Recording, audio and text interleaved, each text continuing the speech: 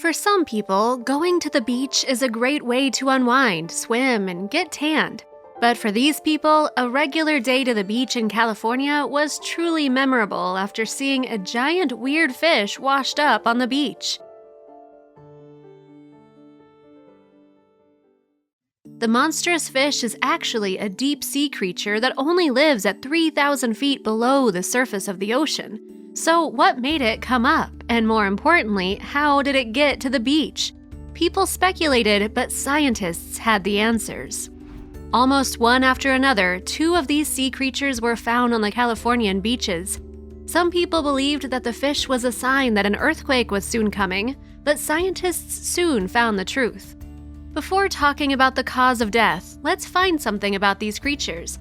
They're called oarfish, and the Catalina Island Marine Institute, CIMI, stated that these fish are rarely seen or studied. To give you an idea about the oarfish, imagine that all the sea serpent legends in history are connected to this species. They can grow very big, and the scientific name is Regolucus glesnae, but it has many names.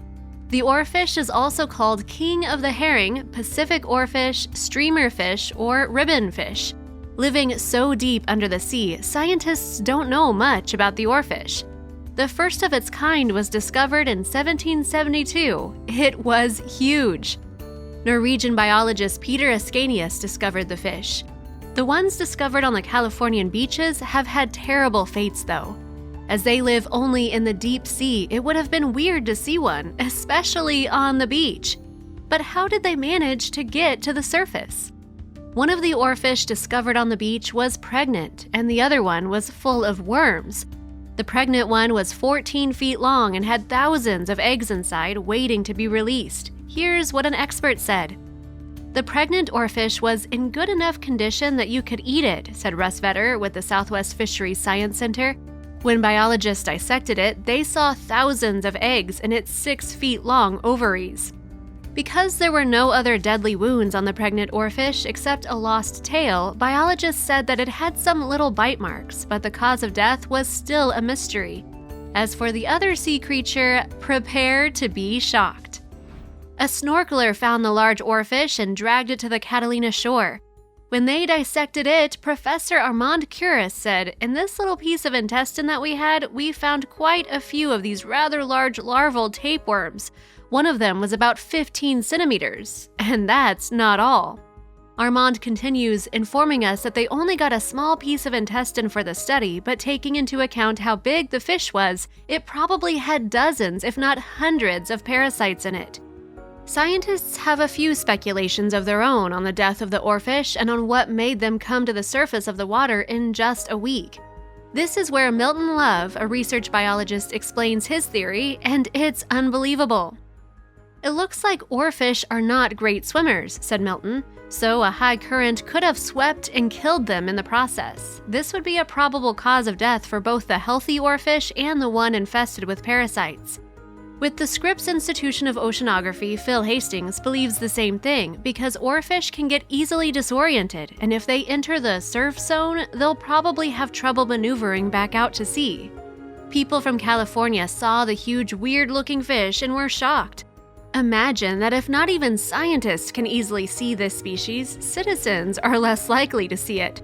Wait until Oceanside police officer Mark Busey says his opinion. "It's not the typical fish you see on shore," said Mark Busey, "and you bet it, as you don't always see a 200-pound fish washed out on the beach. And that's not the largest oarfish. You won't believe how long it can get." According to NOAA, the oarfish can grow over 50 feet in length, being the largest bony fish in the world's seas. And the snorkeler who found the infested oarfish was science instructor Miss Jasmine Santana. Underwater, 30 feet down, Santana saw something shimmering, so she swims down and grabs it by the tail and swims it to the beach. It was awesome. The senior captain on the ship was shocked. "There were people sprinting to go and see this fish," said Mr. Waddington, senior captain of the Tolmauer, which is the CIMI sail training ship.